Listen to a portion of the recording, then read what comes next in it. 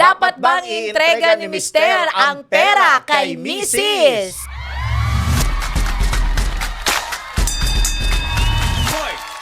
Bato, pik!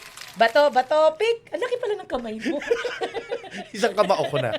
Oo naman. Kumbaga para sa isang sa isang management, sa isang team, may manager. Dapat ganun din sa pinakamaliit na unit ng lipunan natin. Ang pamilya, dapat may isa ding financial manager. Kung iisa lang naman ang goal ng pamilya, bakit hindi isa lang din ang hawak ng pera? No! Taas naman ang I strongly disagree with your statement. Dapat ang mga kalalakihan, alam mo, social structure na naman yan eh, na ang lalaki ay good provider. Alam mo yung pressure sa mga kalalakihan, sobra-sobra Ay, dapat lang. Oh my God, you deserve it, guys. Tapos kayo? Dapat lang, no? Tapos kayo, nakatiwang-wang lang dyan. Wow, nakatiwang-wang. Nasaan ako ngayon? Papa sexy, pala Bastos. Nabasa ko lang, sorry. Hindi ko alam yung meaning. Pangalawang episode pa lang natin, wala na tayo. Reply. Ano yun na lang yun? Kuya, blip na lang po yun, yung part na yun. Alam nyo, yung mga kababaihan, yan lang. Tapos, kami mga lalaki naghihirap, tapos di allowance kami. Hindi ba unfair yun? Nasaan ang konsensya ng mga kababaihan? We are now at the year of 2026. We're in, even ang mga misis ay nagtatrabaho na. Dapat ine-entrega nyo rin sa amin. Ano yun, exchange gift? Oo. Ang sinasabi ko, isa lang ang tagahawak. And I believe, no, majority, hindi ko alam sa setup po ninyo, mga idol, sa inyong pagsasama. Pero, kasi majority kasi talaga babayang magaling mag-budget. Ay! No! Actually, we are doing you a favor. Oh? Ang sakit mag-budget. Ang sakit sa ulo mag-budget, no? Bakit? Ano bang alam nyo? FYI. Magpa-salon, magpa-nails, magpa-Brazilian wax. That's how low you think of us? Not all. Pero, Ayusin mo. Send ko to sa mama mo. pero walang katotohanan yon. Hindi sinusuportahan ng statistika yan na ang babae magaling. Alam mo ba, majority ng mga nasisirang pamilya dahil ang babae nagloko sa pera. Tingnan mo mga seaman, ha? Pag nagpapadala lagi ng pera, pampatayo ng bahay. Don't go there. Don't seaman. Ano? Don't seaman me. Because kaya nasisira yung mga yan dahil mga babaero kayo, mga seaman, luloko kayo. No. Let's go back sa paghawak ng pera. Ano bang ginagawa? Honey, magpapadala ako ng pera, pampatayo ng bahay, pang negosyo. Pagbalik ng mga seaman, anong natagpuan? Kubo pa rin yung bahay. Ha? Walang negosyo. Ha? Tapos kami, sasabihin nyo, magaling kayo mag-manage, iiyakan nyo lang kami. Kasi nabigay ko sa magulang ko, kailangan nila. Tama ba yon?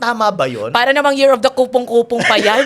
Nabigay ko sa magulang. Inano ng baboy. No, alam mo, Papi Bonjing, dapat isa lang talaga na at babae yun. Bakit? Para naman, kumbaga, ang relasyon kasi, dapat it's built with love and transparency. Hindi lang love, transparency and trust.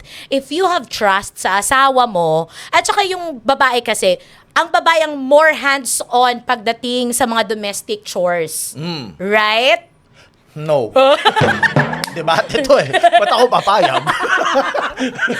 Sa lahat yan. Pagluluto, paglilinis, pag-aasikaso sa mga anak. Bakit? Therefore, the first person sa Mr. at Mrs. na nakakaalam ng mga pangangailangan ay Mrs. So, mas makakadali kung ang naghahawak ng budget ay Mrs. But, always, i-value ninyo ang tiwala ng inyong mga mister. Kung pwede at kayang isulat lahat ng mga gastusin, gawin nyo yon para walang ganitong klaseng pangingwestiyon. 2026 na, katulad ng nasabi mo. Yes. Ang mga lalaki marunong na mag-grocery, marunong na magluto.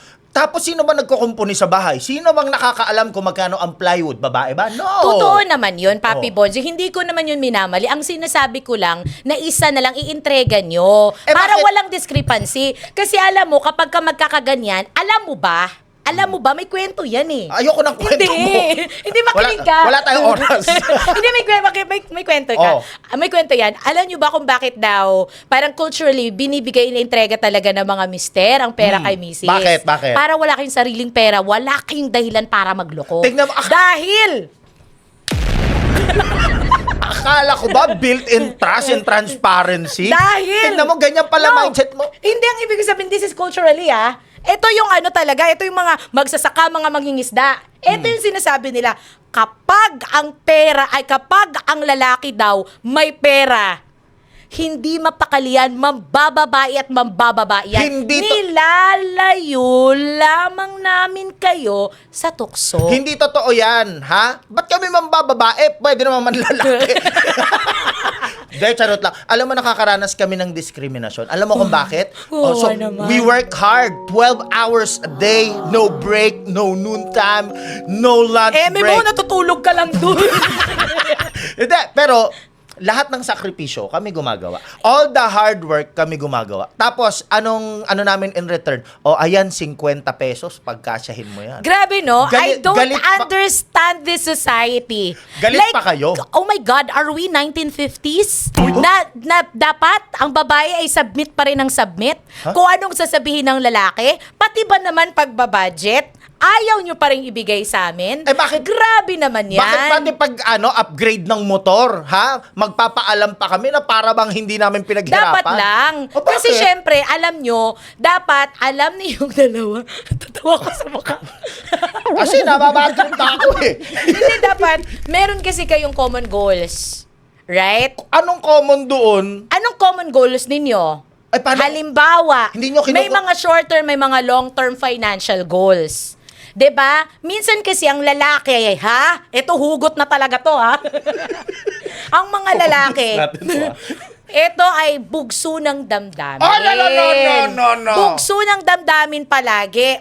Kung malinaw sa inyong dalawa ang inyong goals, Ano ba mga financial goal? goals in the next 5 years, like let's say, Makapagpaaral ng anak. halimbawa lang, Magkaroon ng sariling bahay. yan, mga ganyan. Magkaroon ng mga ganyan? negosyo. Oo.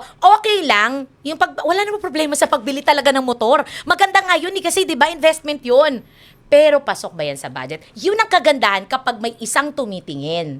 Dahil mas napapalago, mas gumagaling ang mga maganda ba? Kung magaling kayo mag-manage, bakit pag kada abot namin entrega, lagi nyo na lang sasabihin, kulang to. Kulang yan. Magkano na ba ang Ha? presyo ng bigas? Tumambling Magkano ka ang pa. LPG ngayon?